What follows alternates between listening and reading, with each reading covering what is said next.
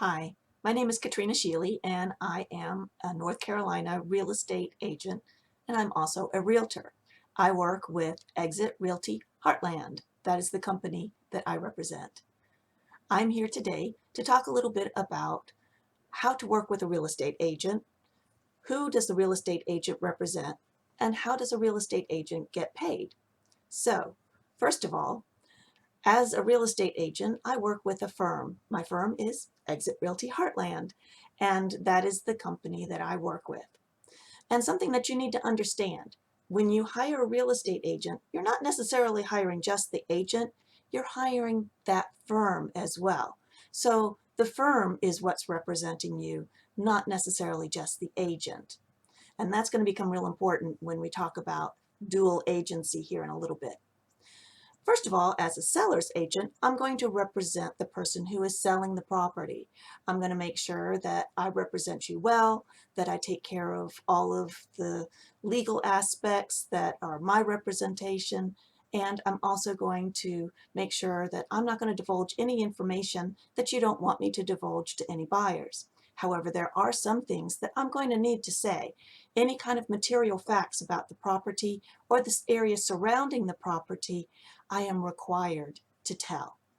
And of course, if I do not represent you, then anything that you tell me, I can tell to the buyer. So that's why it's important to go ahead and get that agency taken care of right up front. The second type of agency is if I am representing the buyer. As a buyer's agent, I'm going to make sure that I'm looking for a house that suits your needs, that I'm representing you well, that I'm helping you along the process. And of course, again, the information that you tell me is going to be kept confidential. I'm not going to tell it to the listing agent unless you tell me that it's okay or it's required for the transaction.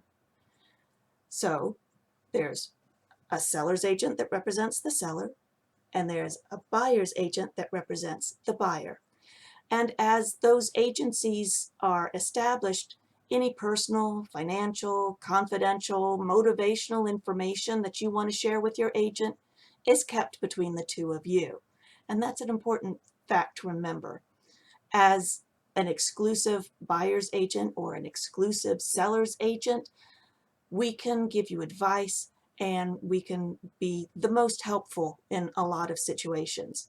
However, there are times when, for whatever reason, like you're looking at a house that another agent in the firm is listing, or your agent has a listing that you're interested in as a buyer, where there's going to be what's called dual agency. And that means that the firm represents both the seller and the buyer in the transaction. And there's a couple of different ways that that gets handled.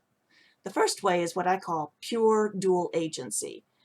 At that time, of course, we disclose right up front that this is a dual agency situation, so you know how to proceed and you know where to be careful.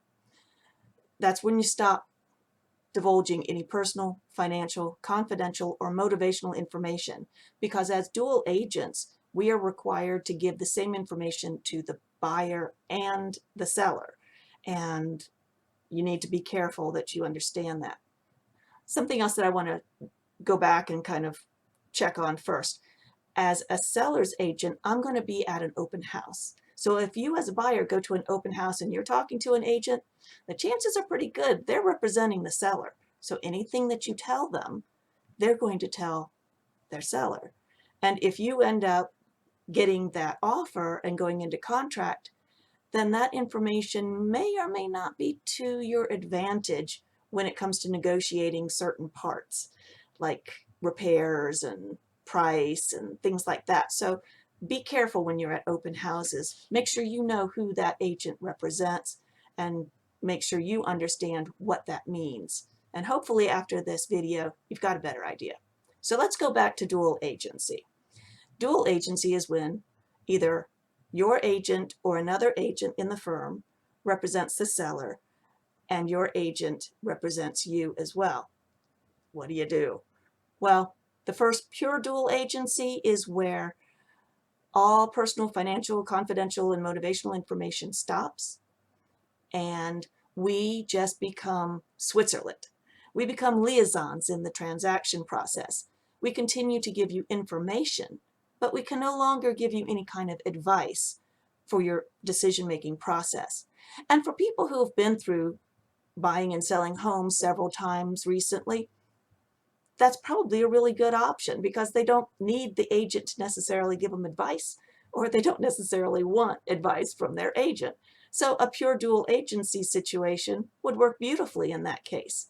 But just be aware that the agency represents both the buyer and the seller, and so information will be shared if it is material information, and sometimes even if you share information that is personal, financial, confidential, or motivational. So be careful. The second option is where you say, no, under no circumstances do I want to get into a dual agency situation. I just don't believe that it can ethically happen that the same firm represents both the seller and the buyer. And you're more than welcome to do that.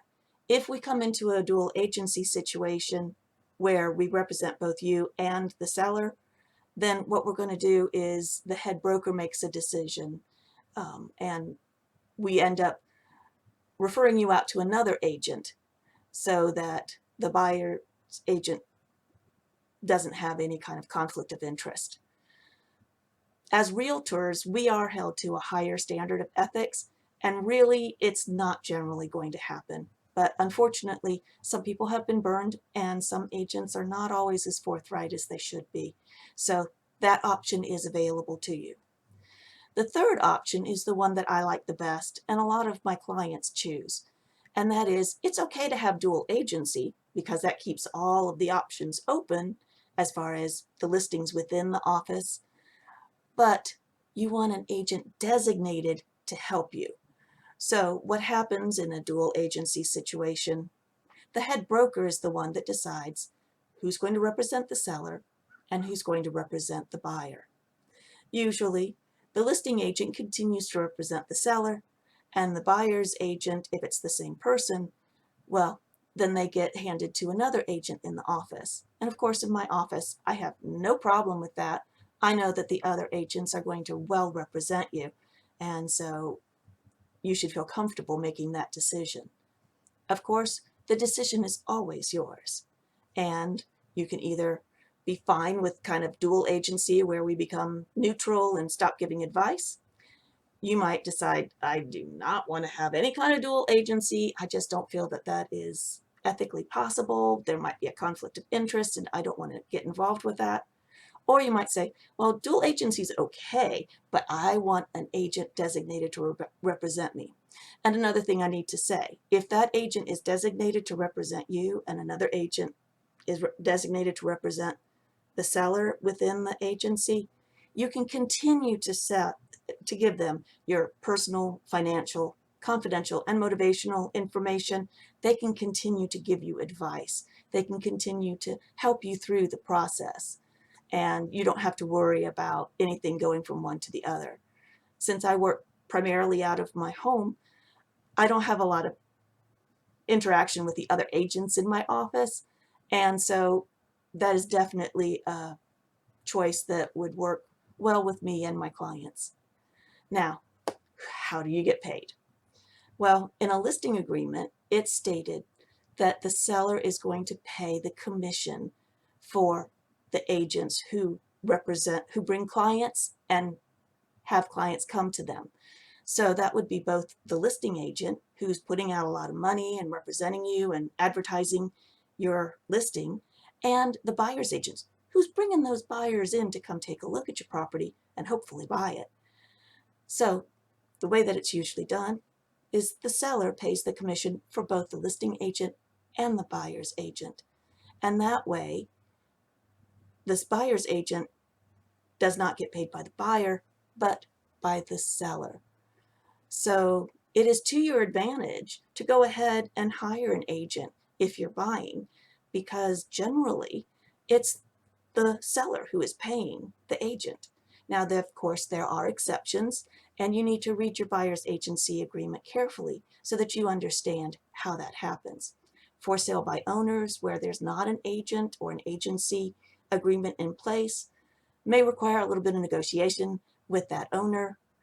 And there are other cases where the commission is ridiculously low and you may need to negotiate something with your buyer's agent. You may need to help kick in a little extra money because the buyer's agent is spending a lot of time helping you find those homes, and they're driving and showing you houses, and there's a lot that they do behind the scenes that you're not really aware of in order to help you get into the home that you want.